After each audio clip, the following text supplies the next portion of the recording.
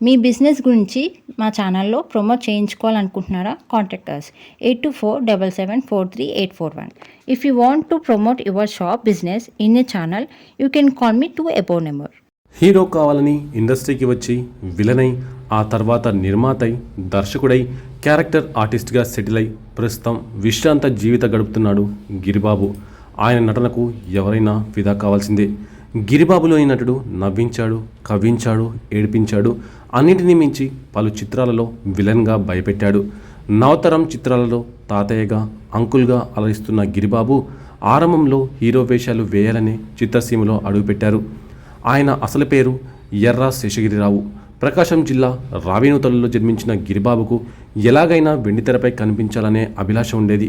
చదువుకునే రోజుల్లోనే నాటకాలు వేస్తూ ఉండేవారు. మిత్రులు ఏదో ఒక రోజున వెండితెరపై వెలిగిపోతామని ఆయన్ను ప్రోత్సహించేవారు. జగమే మాయ చిత్రంతో గిరిబాబు తెరంగేట్రం చేశారు. ఆ తర్వాత అనేక చిత్రాలలో విలన్గా నటించారు. కొన్ని సినిమాలలో క్యారెక్టర్ యాక్టర్గాను నటించారు. మరికొన్ని చిత్రాలలో కామెడీ కూడా పండించారు. తనకంటూ చిత్రసీమలో ఓ ప్రత్యేక గుర్తింపును పొందారు. గిరిబాబు కాసింత సక్సెస్ అయ్యారు. ఆయన దర్శకత్వంలో తెరకెక్కిన చిత్రాలేవి అలరించలేదు. దర్శకుడు కొమ్మినేనితో ఆయన నిర్మించిన దేవతలారా దీవించండి, సింహగర్జన ఆదరణ పొందాయి. ఆయన పెద్ద కొడుకు రఘుబాబు ప్రస్తుతం తెలుగు చిత్రాలలో తనదైన బాణీ పలికిస్తూ నవ్వులు పండిస్తున్నారు. అయితే హీరో కావాలని వెళ్ళి సెలెక్ట్ అయ్యి ఆ వెంటనే రిజెక్ట్ అయ్యి ఎన్నోసార్లు నిరాశను ఎదుర్కొని ఆఖరకు హీరోగా ఎంపికైన సినిమాల్లోనే విలన్గా చేయాల్సి వచ్చింది. అటుపై విలన్గా, హీరోగా, క్యారెక్టర్ ఆర్టిస్ట్గా ఎన్నో వైవిధ్యమైన పాత్రలతో అద్భుతమైన నటుడిగా గుర్తింపు తెచ్చుకున్న యాక్టర్ గిరిబాబు వెండితెరపై తనను నటుడిగా చూసుకునేందుకు గిరిబాబు పడ్డ శ్రమ ఆర్టిస్ట్ కావాలనుకునే ప్రతి ఒక్కరికి పాఠం లాంటిది. గిరిబాబు పుట్టింది ప్రకాశం జిల్లాలోని రావినూతలలో. ఒక్కడే సంతానం. గారాబంగా పెరిగి ఊర్లో జల్సారాయుడిగా పేరు తెచ్చుకున్నారు. చిన్నతనం నుంచే విపరీతమైన సినిమా పిచ్చి ఉండేది. కాలేజీలో తొలిసారిగా నాటకంలో హీరోగా వేసి మంచి గుర్తింపు తెచ్చుకున్నారు. కానీ చదువు ఒంటపట్టకపోవడంతో 20 ఏళ్లకే పెళ్లి చేశారు.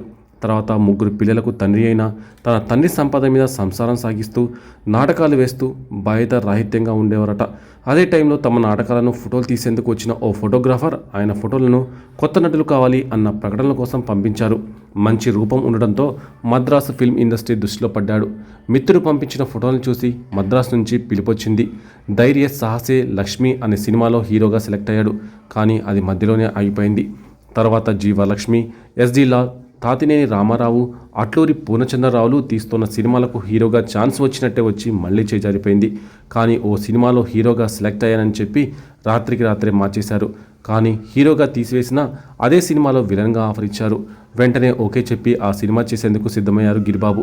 అలా తను హీరో కావాల్సిన సినిమాలో విలన్గా మారితే తన స్థానంలో హీరోగా మారింది మురళీమోహన్. ఆ సినిమా పేరే జగమే మాయ. ఇద్దరికీ ఇదే తొలి సినిమా కావడం విశేషం.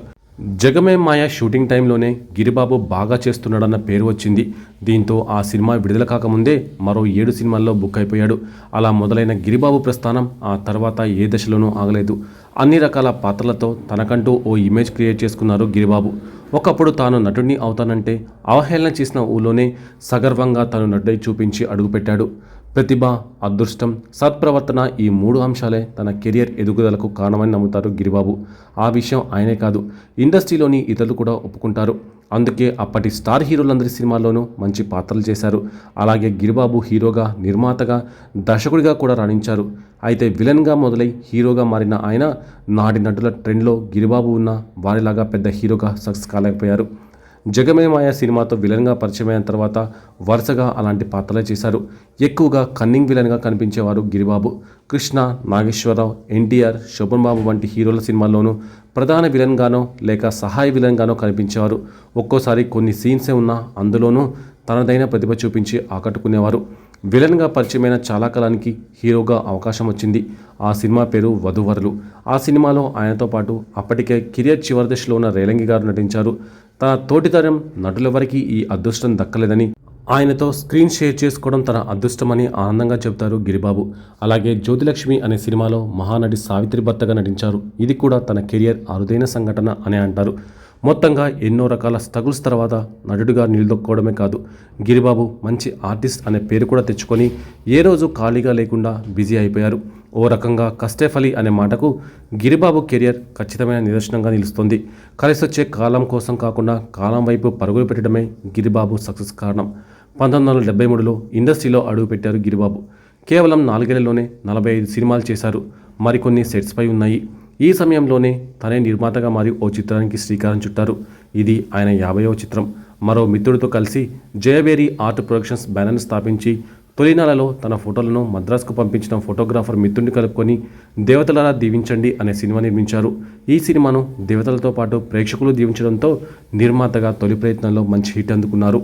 నిర్మాతగా తొలి ప్రయత్నమే హిట్ కావడంతో రెండో సినిమా మొదలుపెట్టారు. సింహగర్జన పేరుతో రూపొందిన ఈ సినిమాలో కృష్ణ తను హీరోలుగా నటించారు. అదే టైంలో ఎన్టీఆర్ సింహబలుడు కూడా విడుదల కావడంతో ఆయనతో గిరిబాబు పోటీ పడ్డారనుకున్నారు చాలామంది. కానీ నిజానికి సింహగర్జనే ముందు షూటింగ్కు వెళ్ళింది. మొత్తంగా గిరిబాబు సింహగర్జన మంచి హిట్ అయింది. అలా నటుడిగానే కాదు, పెద్ద అనుభవం లేకపోయినా నిర్మాతగాను మంచి విజయం అందుకున్నారు గిరిబాబు. ఆ ఉత్సాహంలోనే తన తొలి సహనటుడు మురళీమోహన్ హీరోగా ముద్దు ముచ్చట అనే సినిమా తెరకెక్కిస్తే అది హిట్. అయితే ఈసారి తన కూతురు మాధవి పేరు మీదుగా మాధవి చిత్ర బ్యానర్లో ఈ సినిమా నిర్మించడం విశేషం. ఇక ఇదే బ్యానర్పై పిఎన్ రామచంద్రరావును దర్శకుడిగా పరిచయం చేస్తూ రూపొందించిన సంధ్యారాగం ఫెయిల్ కావడంతో కొన్నేళ్లు నిర్మాణానికి దూరమయ్యారు. నిర్మాతగా మంచి ప్లానింగ్తో సినిమాలు నిర్మించారు గిరిబాబు. ఆ కారణంగానే సాయికృష్ణ ఫిలిమ్స్ అధినేతలు ఆయన్ని 50% వర్కింగ్ పార్ట్నర్షిప్ ఇస్తూ సినిమాకు ఒప్పించారు.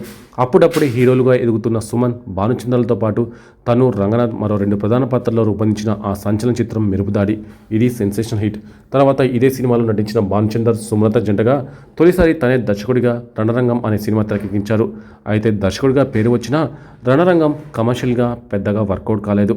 ఒక చిన్న ఊరిలో పుట్టి పెద్ద కలలు కని వాటిని సాకారం చేసుకునే క్రమంలో అనేక సమస్యలు ఎదుర్కొని సినిమా రంగంలో తనకంటూ ఓ పేజ్ రాసుకునే వరకు గిరిబాబు ప్రయాణం ఎందరికో ఆదర్శం.